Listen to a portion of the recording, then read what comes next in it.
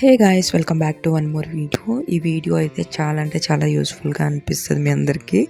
Video నచ్చితే కనుక తప్పకుండా లైక్ చేసి మన ఛానల్ అయితే సబ్స్క్రైబ్ చేసుకోండి.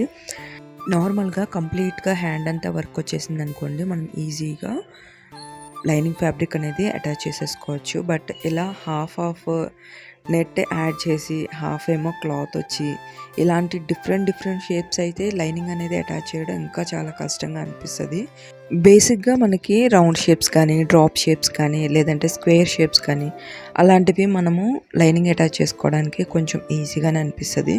బట్ ఏంటంటే ఇక్కడ కొంచెం టెంపుల్ షేప్లో వచ్చిందనమాట.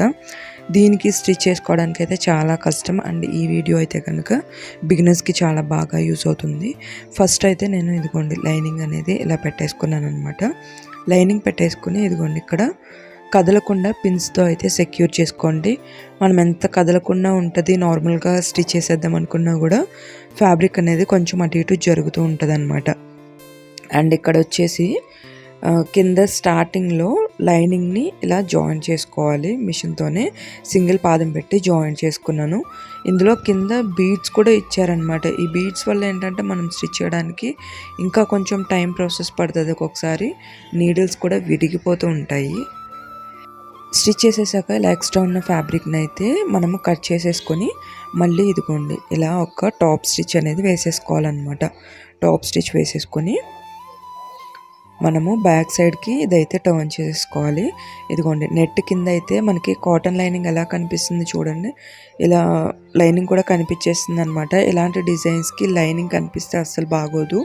మనకి లోపల ఉన్న హ్యాండ్ అనేది ఎక్స్పోజ్ అవుతూ ఉంటేనే బాగుంటుంది అనమాట. అండ్ ఇక్కడ వచ్చేసి మనకి షేప్ ఏదైతే ఉందో ఎడ్జ్లోకి, అంటే నెట్ ఎక్కడికి అటాచ్ చేశారో అక్కడికి మనం మార్క్ చేసుకుంటాం కదా, మార్కింగ్ చాక్తో ఇలా జస్ట్ పైన ఒకటైతే మనము లైన్ లాగా డ్రా చేసేసుకోవాలి. డ్రా చేసేసుకొని కాటన్ లైనింగ్ ఉంది కదా, సేమ్ అదే షేప్లో దీన్ని ఇలా ఒత్తుకోవాలన్నమాట. ఇలా ఒత్తుకుంటే దాని మీద వేసాం కదా, ఆ మార్కింగ్ అనేది దీని మీదకి అయితే స్ప్రెడ్ అవుతుంది. స్ప్రెడ్ అయిన తర్వాత మళ్ళీ ఇదిగోండి ఒకసారి ఇలా డార్క్గా మార్కింగ్ అయితే చేసేసుకోండి. డార్క్గా మార్కింగ్ చేసేసుకొని దీన్ని మళ్ళీ టర్న్ చేసుకొని ఒకసారి నెక్కి సరిపడా కరెక్ట్గా వస్తుందా లేదంటే కొంచెం ఇంకా యువతలకి అవతలకి ఏమైనా ఉంటుందా అనేది ఒకసారి చెక్ చేసుకోండి. నేను చేసిన మార్కింగ్ అయితే బయటకు అయితే ఏం కనిపించట్లేదు కాబట్టి నెట్లోంచి అంటే నాకు ఎగ్జాక్ట్గా వచ్చేసింది అనమాట. మీరు ఒకవేళ కొంచెం అటు ఇటుగా ఉంది అంటే ఇదిగోండి ఇలా చిన్నగా చూసుకొని ఇలా అయితే షేప్ అనేది వేసుకోండి. అండ్ ఇది కట్ చేసేటప్పుడు ఎగ్జాక్ట్గా మార్కింగ్ చేసిన దాని మీద కాకుండా ఒక ½ ఇంచ్ బయట వైపుకి కట్ చేసుకోండి. ఇలా కొంచెం గ్యాప్ ఇచ్చుకొని కట్ చేసుకుంటే మనము స్టిచ్ చేసిన తర్వాత కరెక్ట్గా ఎగ్జాక్ట్ పొజిషన్కి అయితే క్లాత్ వెళ్తుంది అనమాట.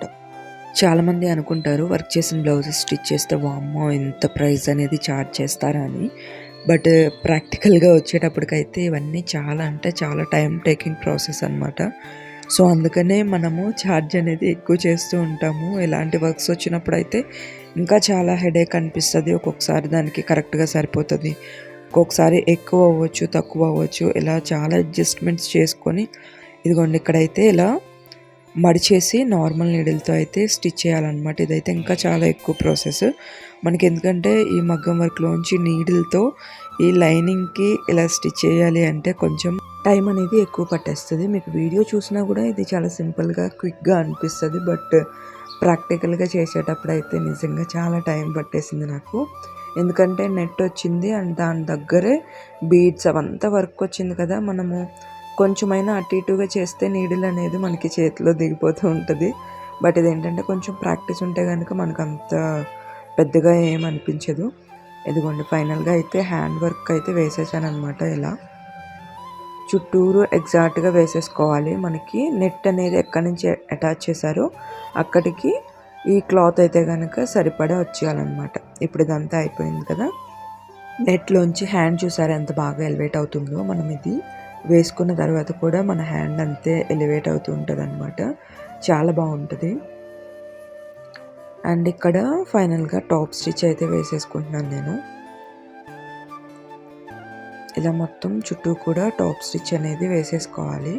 మనకి వర్క్ అనేది ఎగ్జాక్ట్గా మన సైజు మెజర్మెంట్కి తగ్గట్టు రాకపోతే కనుక స్టిచ్చింగ్ చేసే వాళ్ళకి ఒక రేంజ్లో ఉంటుంది అనమాట టాస్క్, నార్మల్గా ఉండదు. అండ్ ఇక్కడైతే స్టిచ్ చేసేసిన తర్వాత చుట్టూ నేను అక్కడ కటింగ్ అయితే చేసేస్తున్నాను అనమాట ఎక్స్ట్రా ఉన్న ఫ్యాబ్రిక్ని. ఇదిగోండి ఇలా ఎక్స్ట్రా ఉన్న ఫ్యాబ్రిక్ని అంతా స్టిచ్ చేసేస్తే ఇదిగోండి మొత్తం అయితే రెడీ అయిపోయింది. వీడియో నచ్చితే ఒక లైక్ చేయండి. కంప్లీట్ లుక్ అయితే ఇలా ఉంది. మళ్ళీ వీడియోలో మళ్ళీ కలుద్దాం. అంతవరకు బాయ్.